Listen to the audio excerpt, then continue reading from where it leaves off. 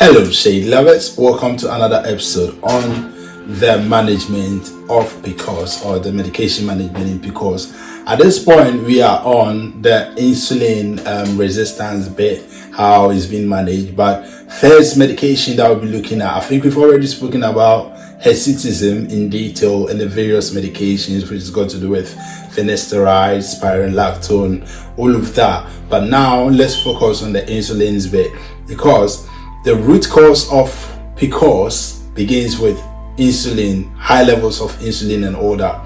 But now with metformin, it serves as the cornerstone in the management of PCOS with regards to insulin bit of it. So in here, metformin has to, or is acting as an insulin sensitizing agent. Metformin, we can't talk about its role in PCOS without understanding or knowing what metformin in itself is and what it does, and a bit about it. So metformin belongs to a class which is known as biguanide, which basically it increases the sensitivity of insulin. And what it does is, its mechanism of action, or how it works, is that I'll break it into three parts or three layers.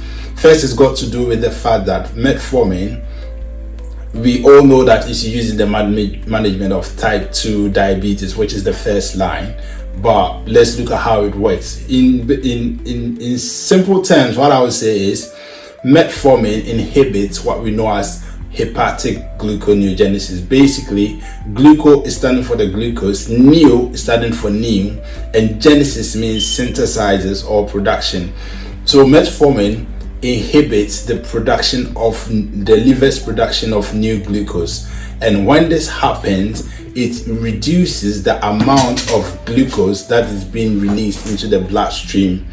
So in effect, it helps lower the fasting blood sugar or fasting glucose.